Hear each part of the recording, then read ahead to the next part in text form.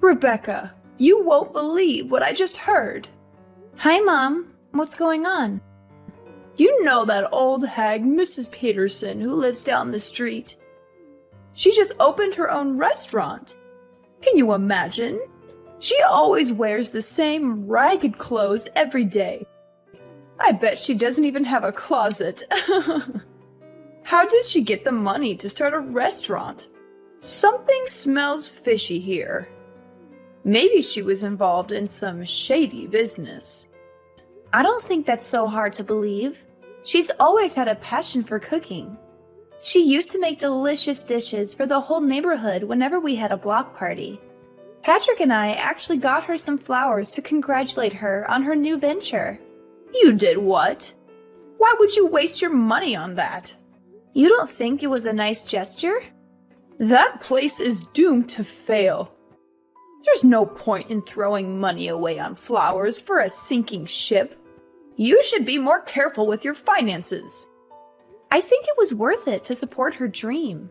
Oh, you're so gullible. You need to wake up and face reality. Do you have any idea how many people have tried to do what she did? Restaurants are the riskiest businesses out there, unless she's a mastermind of marketing and management, which I highly doubt. I mean, look at how she dresses. How can she run a restaurant? The people who succeed in this world are the ones who are realistic. Her dream means nothing. I'm sorry, but I disagree with you. Of course you do. You've always been so stubborn and childish. You still live in a fantasy world. You think everything is sunshine and rainbows. Why do you say that? Because it's true. Patrick told me you still have this silly idea of becoming a baker someday. Is that why you're still working at that dusty old bakery? Yes, it's been my dream since I was little. Oh, there we go again. You and your dreams. So you probably told yourself, when I grow up, I'm going to be a famous baker and make the world a better place with my bread, right? Seriously, what world are you living in? You're an adult now. Grow up. It's humiliating. Why is it humiliating to have a goal in life? Because you live in the real world. People who chase their dreams are fools. You should learn from Patrick. He wanted to be an astronaut when he was young. But he smartened up and realized that was impossible.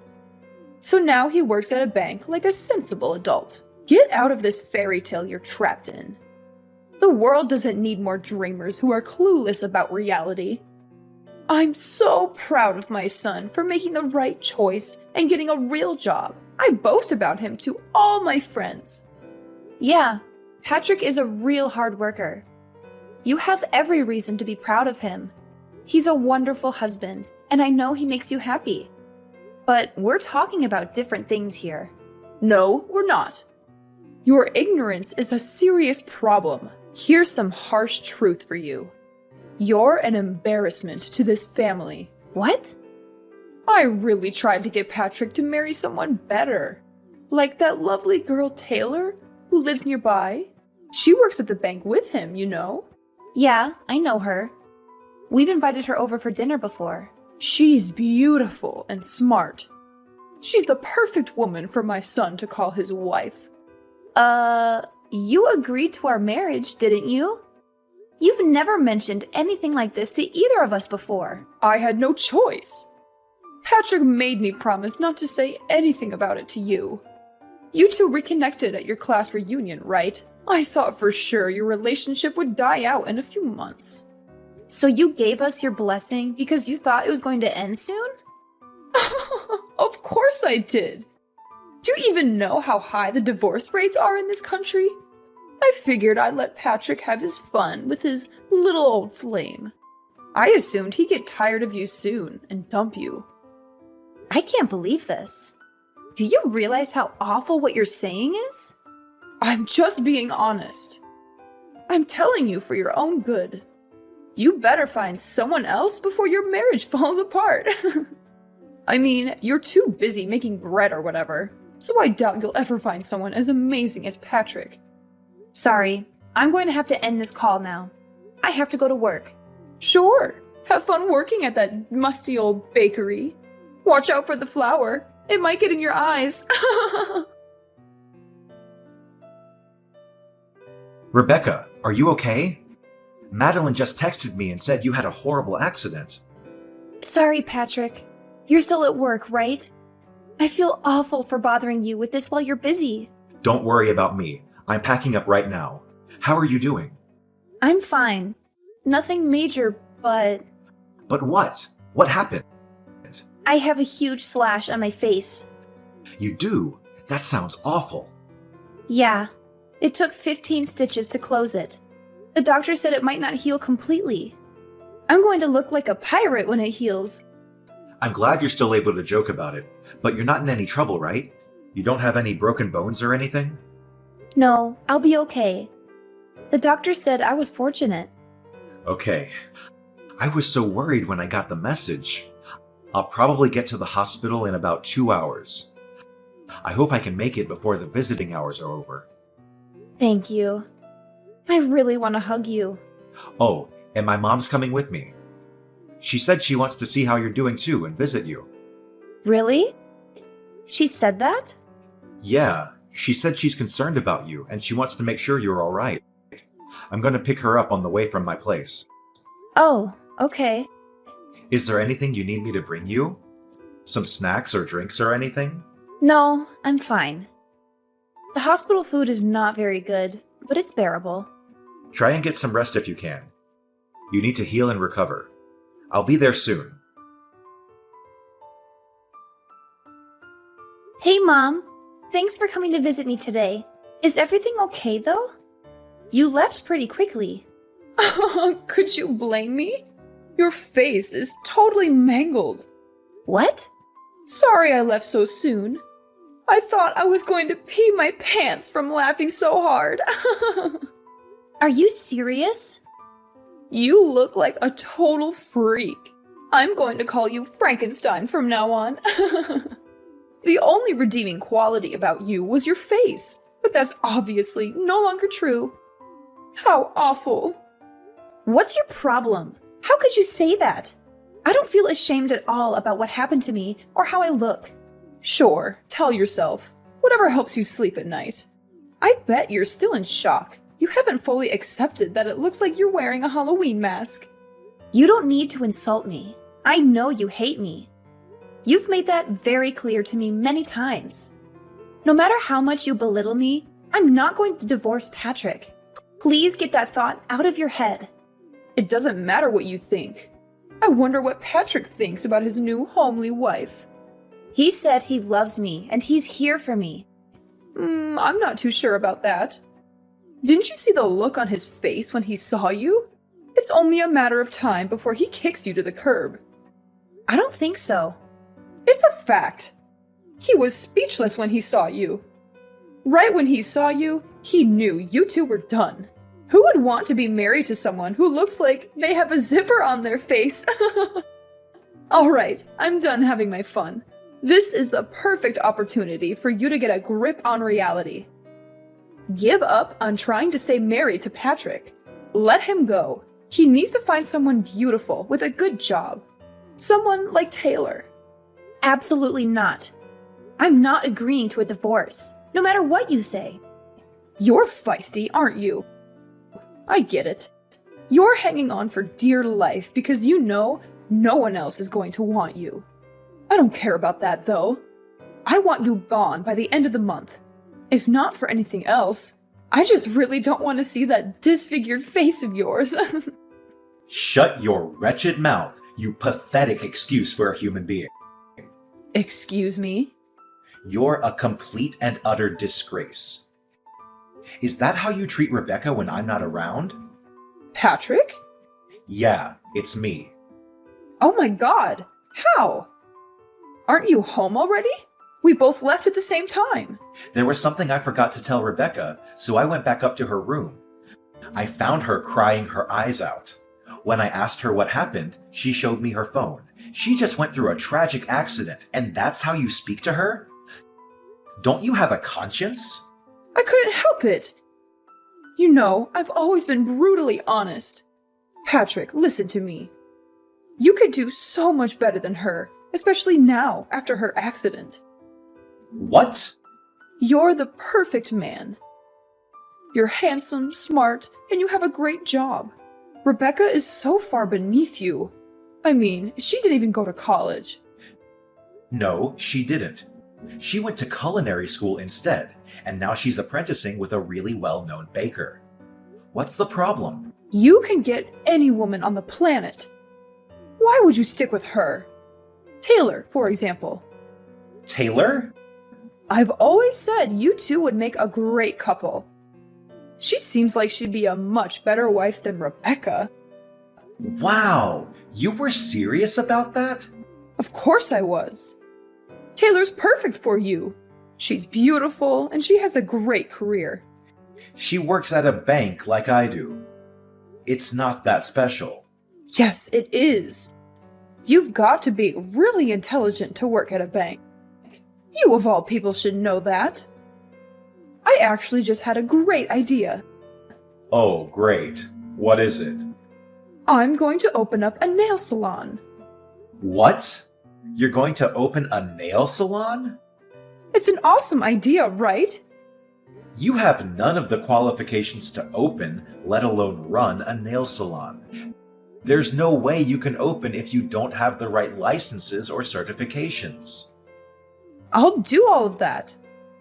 But do you have any idea how much the startup costs are? It's in the hundreds of thousands. So I was thinking I could take out a loan from the bank you and your future new wife work at. Is that right? You have absolutely no experience running a business or working at a nail salon. There's no way any bank would give you a loan. Well, that's where you come in. If you and Taylor are in charge of giving me a loan, it'd be no problem.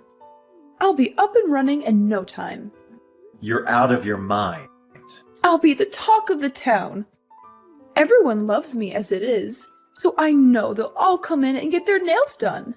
Oh, and I'll even call that ratty old woman Mrs. Peterson in.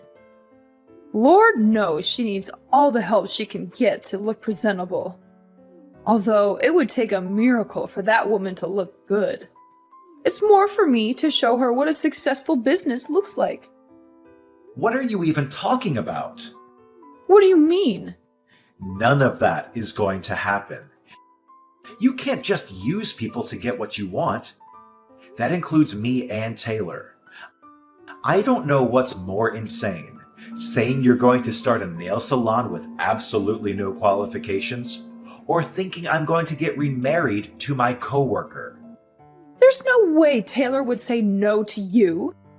Don't be so modest. She's already, 35?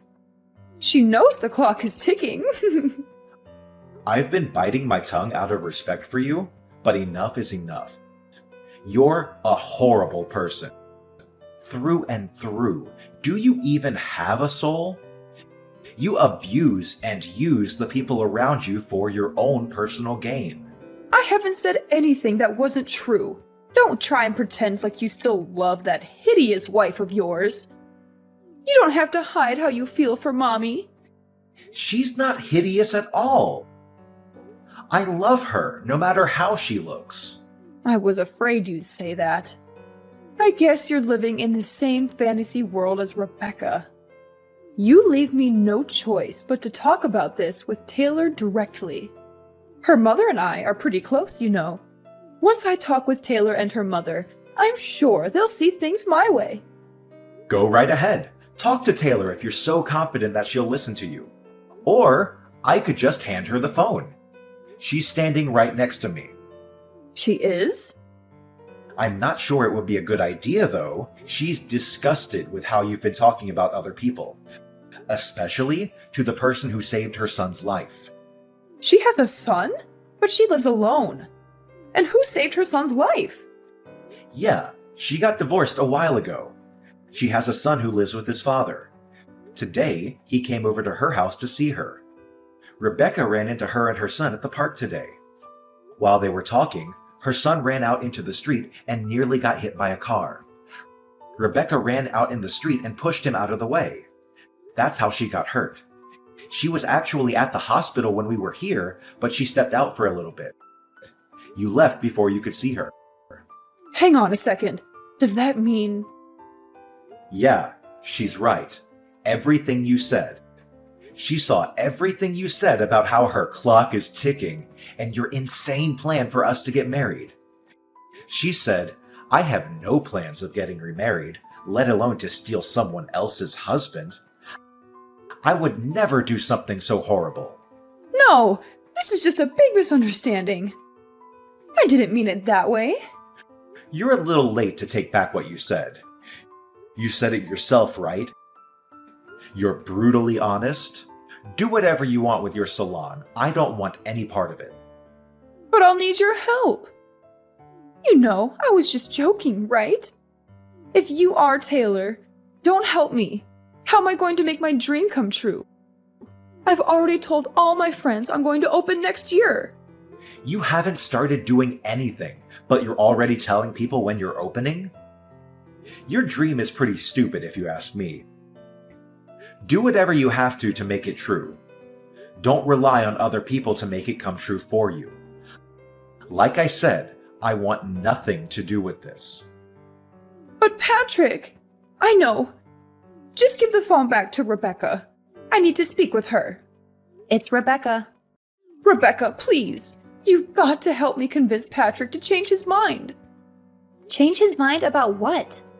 Oh, yeah, that's right. You mean change his mind about divorcing me so he can marry Taylor and they can both give you a sketchy loan so that you can open a nail salon? Did I get that right? Yes, please. He's not listening to me. You have a dream too, don't you? You should know more than anyone how important it is to make your dreams come true. If you really believe that, you'll help me get Patrick to give me the money I need. That's right. I do have a dream. A dream that you called stupid and a waste of time. I very clearly remember you saying people who chase their dreams are idiots. So what does that make you? I was just, You're the biggest hypocrite I've ever met. You insult me and call me stupid for having a dream. Then you whine and complain when you can't manipulate people to make yours work. Not to mention, you only want this salon for the popularity and to rub it in Mrs. Peterson's face. You have no idea what you're talking about. Sure, you may think my face is hideous, but you're hideous on the inside, and that's much worse.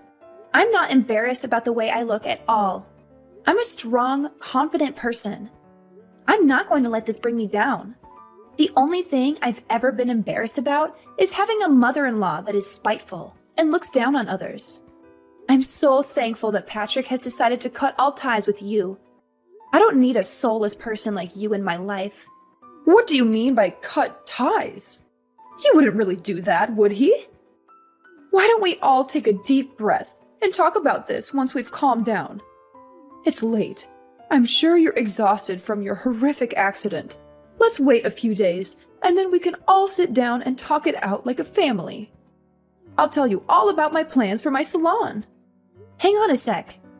Didn't you say you hated people who go on and on about their dreams? I couldn't care less about your empty dream. Maybe you should get a grip with reality. You're not a child anymore, and you haven't been for a very long time. Hey, honey, are you still awake? Yep, what's up? Sorry, did I disturb your sleep? You were probably just about to doze off. Actually, nope, not even close. I'm watching some YouTube videos right now. Man, it felt so good telling your mom off today. Yeah, I'm so sorry about the way she treated you. Why didn't you say anything sooner? Don't worry about that. It's not your fault. You had enough on your plate already, so I just sucked it up. But I should be the one saying sorry to you. I was too reckless, and now I have this huge scar on my face because of it. I'll wear a mask when we go out so people don't have to see your monster wife. You're not a monster. You're a hero. You saved a kid's life. If anything, I'm more impressed by you than ever before. Aw, well, thank you. I love you too. I wish I could have given my mom a piece of my mind face to face. I just drove to her house to yell at her, but ended up just sitting in my car and then turning back. Why? What happened? Promise you won't laugh at me? I pulled up to her house and sat for a bit to think about exactly what I was going to say to her. But all I could think about was you. You worked so hard to pursue your dream. You put your life on the line for a stranger. And you're such a loving wife. I got really emotional after that. I didn't have the courage to go and confront her. Really? You got emotional? You didn't even cry on our wedding day. I know. I just realized how blessed I am to have you as my wife, which makes me hate my mother even more for the way she treated you. It's fine. I'm a strong woman. I can take it. I'm so happy that you're my husband. I was afraid maybe you'd actually listen to your mom and dump me. Absolutely not. I've loved you every day since I first saw you in middle school. Nothing's going to change that. Aw, that's so cute. We have enough money saved up, don't we? It's time. Time for what? I remember you said you're ready to be your own boss. What are you talking about? I found a place near the beach for a steal. We just have to do some minor fixes on the inside, but it looks really cozy. The rent is super cheap, and the location is amazing. You've always said you wanted to open a bakery by the sea, didn't you? What? Are you serious? How long have you been looking for places? But by the beach? We live in the city. The nearest beach is like 3 hours away. If I opened up my own bakery, you'd have to quit your job. I know, and I'm totally fine with that. That was never my dream job anyway. I only took that job because the salary was crazy good. I wanted to make money fast and get out of there. What matters more is making your dream come true. Are you sure? Like, really, really sure? I always respected your love for baking. Ever since you told me all those years ago, I loved that you never gave up on your dream, even when we met again at the class reunion. I've worked so hard to help you make it possible. You're an amazing person, Rebecca. I love you. Oh my god! You're making me tear up right now. Thank you so much. You won't be disappointed. I know you won't. It's not just your dream anymore. It's our dream. A few months later, Patrick and I moved into our new house near the ocean so I could open my own bakery. I thought it would be a tough start, but thanks to Patrick's help, things have been going better than I ever hoped for. We have loyal customers every day, and we can hardly keep up with the supply. Everything we make sells out in a flash. Speaking of happy news, Taylor and her husband came all the way out here to see us. They told us they had a heart-to-heart and decided to try and make things work between them, mostly for their son's benefit. And then there's Patrick's mother.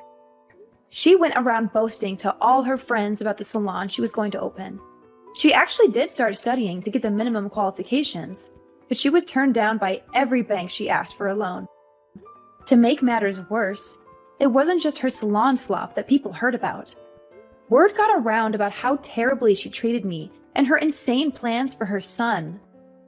It's probably a good thing her salon never materialized, because I don't think anyone would want to go there after finding out what kind of person she really is. Patrick and I were thinking about visiting her after things calmed down for us, but we're not in a rush. The cut on my face healed pretty well, but it left a visible scar. I sometimes notice people looking at it. I get it. It's not every day you see a girl with a huge scar across her face. But honestly, I'm way too busy now to worry about it. Besides, I'm not going to let it bring me down. Plus, Patrick always tells me every hero has a scar.